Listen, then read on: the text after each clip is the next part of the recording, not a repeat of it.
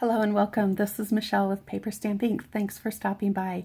Today I'm going to show you how to make this Hometown Greetings Christmas card using the Hometown Greetings die set and the Star of Light stamp set. And this looks like a lot of work. It's actually a very simple card, comes together very quickly, but is going to impress your friends when they receive it. The layering and all the die cuts just give it a very special touch.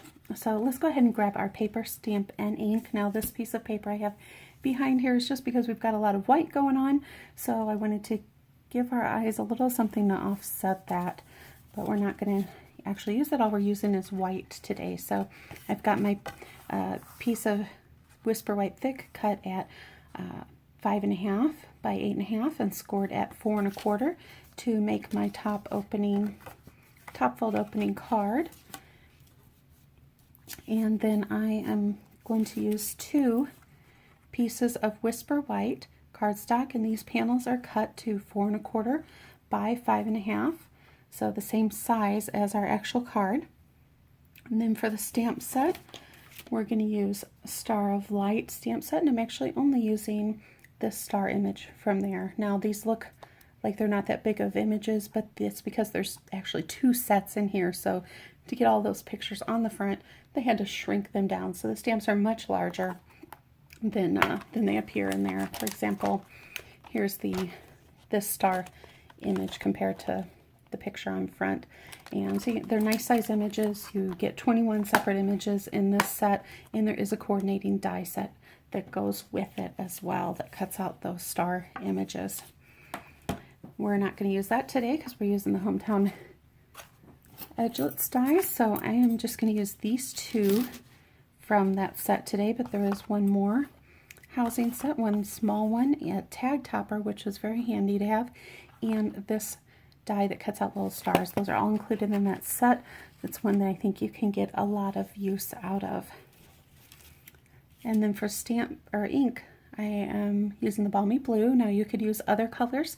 I just wanted to go for a very soft effect on that, so I picked the Balmy Blue. Let's go ahead and move these aside, and I'm going to bring my big shot in here. We're actually going to cut these images out together now, and we're going to put our base plate on first. Lay the paper down, and I am going to purposefully lay these at different heights. So I want this to go close to the top of my cardstock, and you can decide how far over you want it to go. I'm going to put the top plate in, go ahead and roll that through, and hopefully I don't get too much rocking and on the video there. This is going to cut it out so that you actually have, it doesn't cut all the way across because this paper is larger. So all I'm going to do is come in with my scissors, and I'm just going to kind of line up and give an extra little angle there. Oops, sorry about that on the camera. Caught you guys. And then on the second piece, what I did was I simply went at a lower place on the cardstock with that, so that, that it would look like a hill behind. The one would be a little bit taller than the other. I'm going to go ahead and run those through.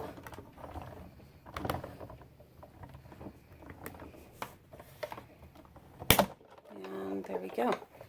And take this off, get this big pick machine out of the way. Now on some of these more intricate dies, a very handy thing to have is your die brush. And if you've got a lot of these little intricate details, simply running that brush over the top is going to get a lot of those little itty bitty dots, as you can see, will fall right out without you having to use a pokey tool. If you miss a few, just come on back in. And there we go. Now I'm going to go ahead and set these two aside and bring in ones that I had done earlier just to save us a little bit of time, but I wanted to make sure you guys were familiar with that tool. If you've overlooked it in the catalog, it's a very handy one to have in your tool chest. So to get our ink on here, I wanted to have a little bit of definition between the layers, and so there's where I'm going to just use some sponging. Now this is one of our sponges. They come in a large round, and let's see, bring those in. So you get 3 of them, and they come in these large rounds, and I cut mine into quarters, and then I take a binder clip and clip them on, take the little clips off so that they are out of the way, and that's what I use for my sponging. So you can get a lot more use out of them by splitting them up, and I find them easier to handle that way as well.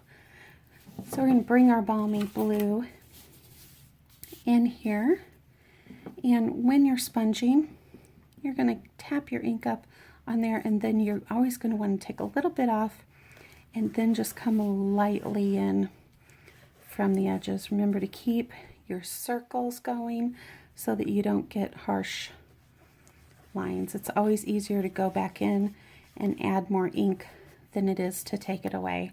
And we don't need a whole lot on there. Again, we're just going for very, very subtle effect just to give some definition between those panels on the cards. And then I'm going to do the same to give a little bit of color to my background at the top of this card. And so I'm just coming in and very lightly sponging over there and going back and forth just to lay that color down. Now the only stamping we're going to do is we're going to put a star up in this upper right hand corner. And then I've got my 2 panels that I'm going to lay down, and this is going to be my bottom one, so that's the one that I want to stamp my sentiment on. Otherwise it's going to be covered up. With these larger stamps, I like to actually turn my ink pad over and stamp onto them. It's a little bit more difficult to see with these lighter colors that you've got all the ink on there, so sometimes I probably overdo more than I need to on them. And I'm just going to line this up, and it looks like there's got a little something on my stamp there, so you come back in. Always make sure you double check before you put it down. And let's make sure I get the right way up. Alright, I'm just going to center this. Press down, make sure that ink transfers over. And there we go. Now we have our sentiment, and all we have to do is finish the assembly. So to give those layers, I am using some of the strips for the dimensionals. You could use your regular dimensionals. You'd end up having to use quite a few of them. So these are definitely much more handy to have. They're also great if you're doing shaker cards going. Now don't forget to give me a thumbs up and subscribe to my channel if you'd like to get more tutorials, tips, and techniques on card making and paper crafting. I would love to share with you. And looking forward to doing more Christmas card ideas, as well as I've got a craft fair series going and a Simply Styled series going, which is quick cards. So there are certain things that you'd like to see, or stamp sets that you'd like to see used. Please give me that information in the comments. Let me know. I'd love to hear what you guys are looking for in my videos. And thanks again for stopping by and tuning in. And there we go. That's our card today. So very quick and easy, but I think it gives a nice impact, and the recipient is going to be impressed when they receive this card. Thanks for stopping by, and have a great day. All the details for where you can buy these supplies are in the description below. Have a great day.